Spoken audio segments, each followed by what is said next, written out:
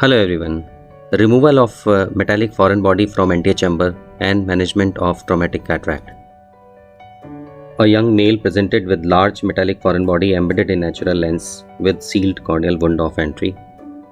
Anticapsule was perforated, but on B scan there was no posterior segment involvement. To achieve better control, 3 ml of anesthetist was injected in subtenon space. It gives better akinesia and anesthesia. Careful B scan revealed intact posterior capsule, but the metallic foreign body was lying along the visual axis, and the posterior end of it was very close to the posterior capsule. Our aim was to maintain the integrity of posterior capsule, so careful manipulation was needed. After ensuring the proper akinesia and anesthesia, carefully side port incision was created and high viscosity viscoelastics was introduced in antechamber to maintain its volume.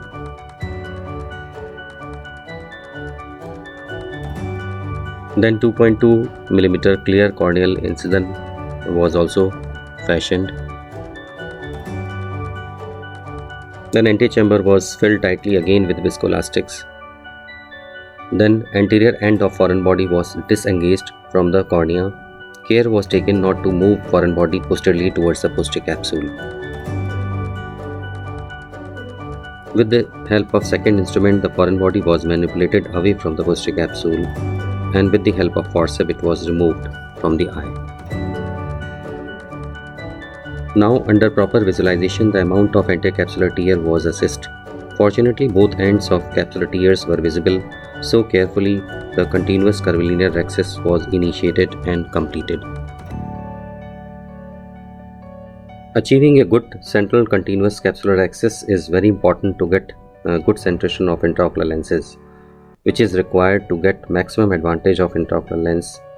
It improves the quality of vision. Even I took help of Venice scissor to initiate the capsular tear from other end, and finally I achieved good sized and central capsular opening. In young age, lens nucleus is soft, and here the aqueous fluid has already made the cortical matter fluffy, so I started aspirating cortical matter and nucleus through irrigation aspiration tip without doing hydro procedures.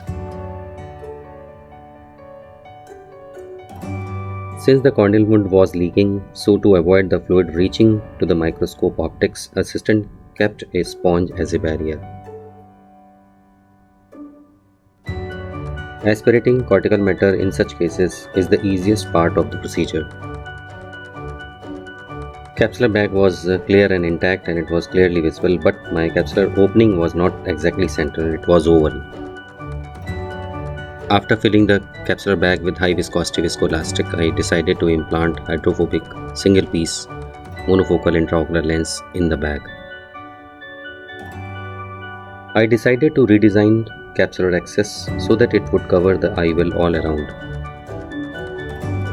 It is always a good practice to reshape capsular opening in the presence of IOL because visibility and manipulations are quite easy.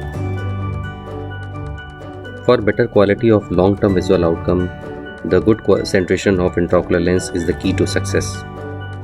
At young age, capsular cells are quite active and capsular fibrosis would be more, which can decenter the IOL. Viscoelastic was removed thoroughly from the antechamber and behind the IOL. The corneal wound was very small, so it was left for self-sealing by natural process. Antechamber was irrigated with intracameral moxifloxacin and all incision ports were hydrated and sealed. Fortunately, his corneal scar was not affecting the visual axis, so on day 1 he gained 6.9 and after 1 week his vision was 6.6 unaided. Thanks for watching.